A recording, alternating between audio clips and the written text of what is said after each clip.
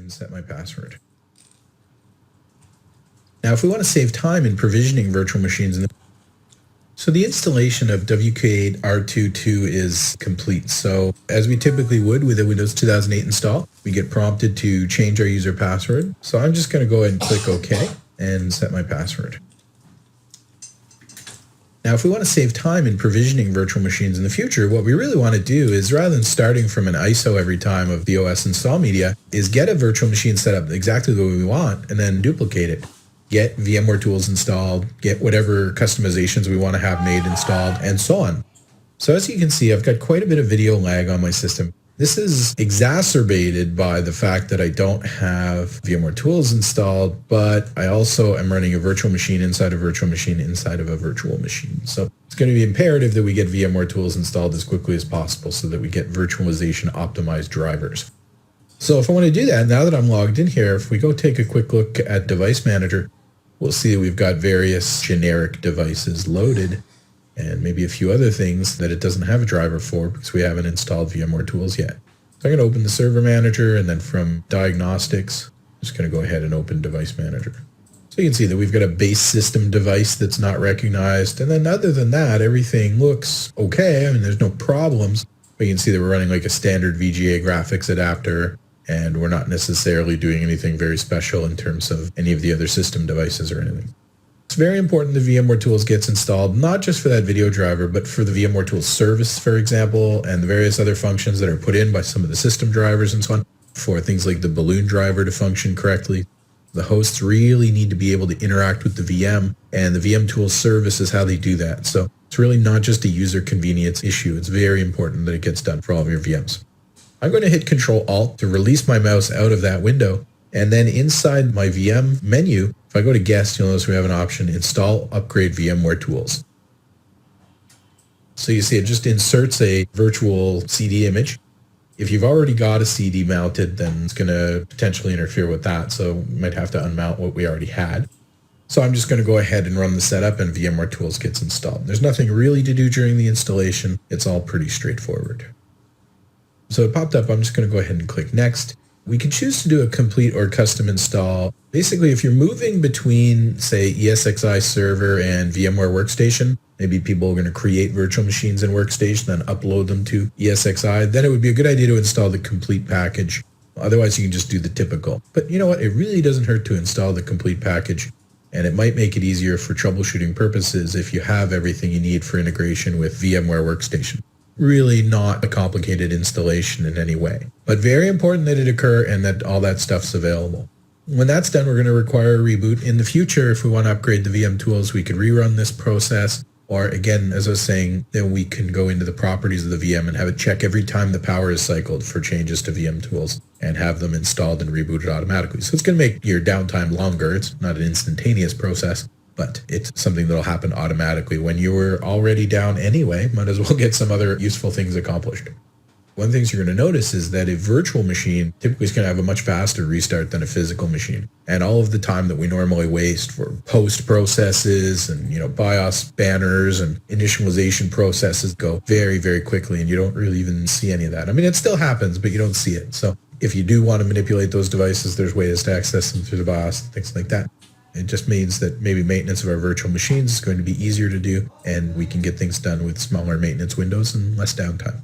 So I'm going to go ahead and log in now. To log into a virtual machine rather than a host, rather than using Control-Alt-Delete, then we're going to use Control-Alt-Insert. Now I've got virtual machines running inside virtual machines, so when I do this, things would get a little bit crazy. So what I'm going to do instead of trying to use the keyboard sequence is I'm just going to go on to the VM menu. From there, I'm going to say under Guest, send Control-Alt-Delete. It's just easier for me in this environment. Now that I'm in, I can say that my mouse performance is definitely much better and it's much more accurate, and I can actually navigate with the thing now. So let me move my window a bit. A little bit constrained by the HD 720p format. Device Manager is coming back up, so if we take a look in there, we can see that not too much has changed. We still have the same kind of network adapter. We still have the same kind of CPUs. Whatever that unknown device was has disappeared. We can see we've got the LSI SAS driver, and see whatever system devices have been added. But there is also the VMtools related services. So there's VMtools service itself and a couple of others. So if we go into services and scroll, we're going to find that we've got the VMtools, and we can see it started and set to start automatically.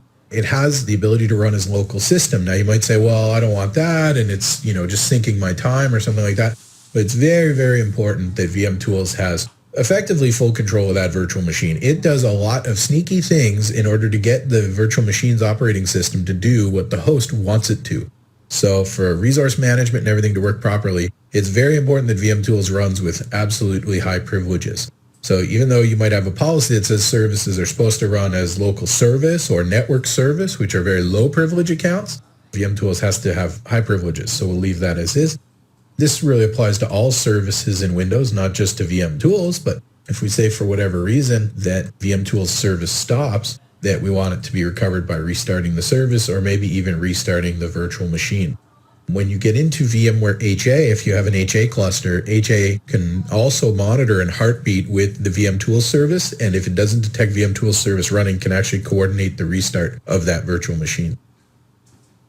So as you can see, it's a little bit tricky to navigate in my windowed environment here with the screen resolutions that I'm using.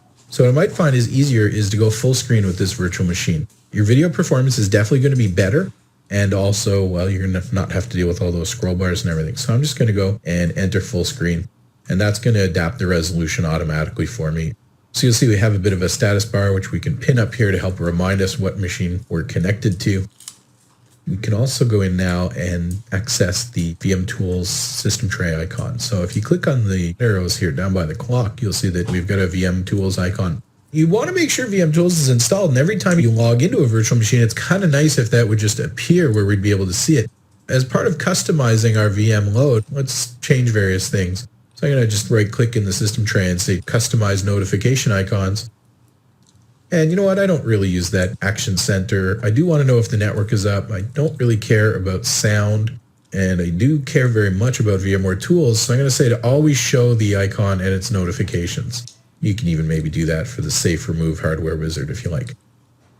And if you're in different time zones and things, or if you're just recording at weird hours of the day, you may want to turn off the clock on all of your virtual machines as well.